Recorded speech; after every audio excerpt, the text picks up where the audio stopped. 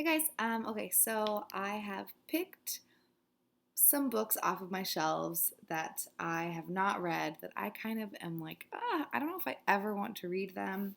I feel like I've seen people do, I don't really feel like unhaul, I don't know. I'm not a huge unhaul fan because it's like, I watch booktube videos. I mean, it's nice to watch a good rant every once in a while, but I don't really, not that I don't care what you're getting rid of, but I watch booktube videos because I want to learn about new books and obviously watch my friends because you guys are my friends. Oh, okay. So I have picked 5 books though from my shelves that I purchased. I have no idea. I don't know when I bought these books. I have other ones that are just as old. Like I want to say like probably 7, 8 years old have been on my shelves, and I just like don't think I want to read them anymore. They don't seem like my jam. You might have noticed possibly I don't want to say I'm cheap, but I am thrifty. Like I love me a good library sale. If I can get a trade paperback that looks basically new for $2, I'm gonna jump on it. So I think some of these might be used, but I feel like they could just look used because they've been unboxed and boxed so many times.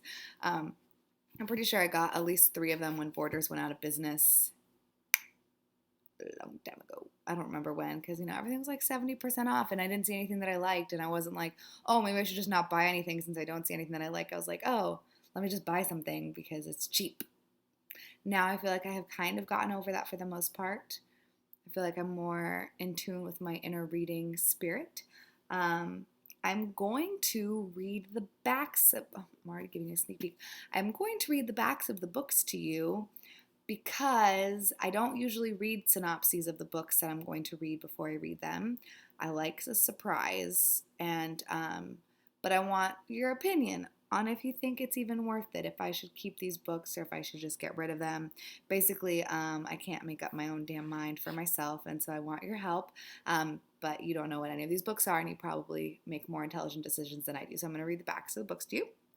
The first one that I have is Bad Things Happen by Harry Dolan. This is, I think, like a suspense, so I'm going to read the back to you. A man who calls himself David Lugan is hoping to escape a violent past by living a quiet, anonymous life in Ann Arbor, Michigan. When he's hired as an editor at a mystery magazine, he is drawn into an affair with the sleek blonde wife of the publisher, Trom Chris Stoll, a man who soon turns up dead interesting. Elizabeth Waischke is the most talented detective in the Ann Arbor Police Department, but even she doesn't know how Lugan doesn't even... Sorry, I did not read these before I'm filming this video.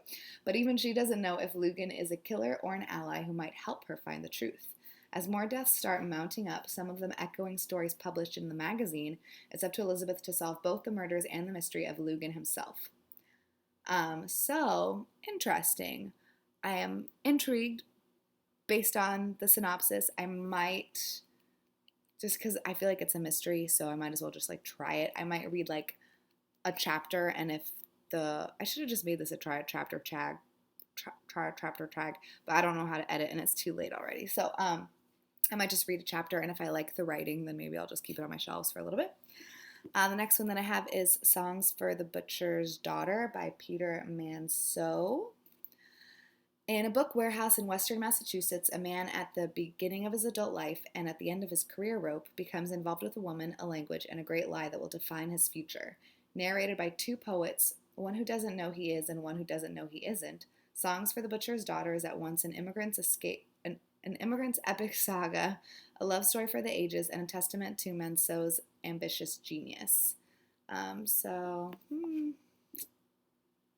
don't know. I'm not like super sold on that, but it's a national Jewish Book Awards winner.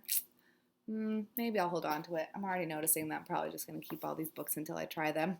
The next one that I have is The World to Come by Dara Horn. Yeah, I don't even know. Like, what?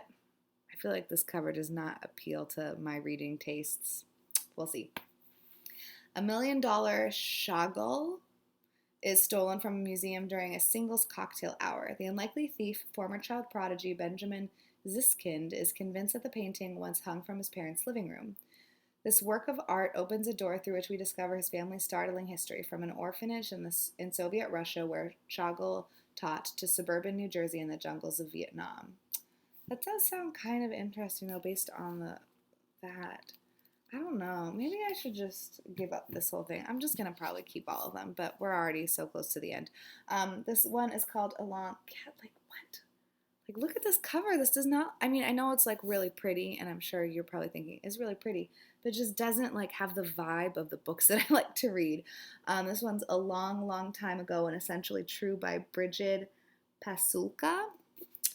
On the eve of World War II, a young man nicknamed the Pigeon falls in love with a girl fabled for her angelic looks and builds his way into her heart by transforming her family's modest hut into a beautiful home. But war arrives, cutting short their courtship and sending the young lovers off to the promise of Krakow. Nearly 50 years later, the granddaughter repeats this journey, but instead of the whispered prosperity of the new Poland, she discovers a city caught between its future and its past. Magical, wise, and sometimes even heartbreaking, A Long, Long Time Ago and Essentially True weaves together two remarkable stories, imagining half a century of Polish history through the legacy of one unforgettable love affair. Dang it. This also sounds good.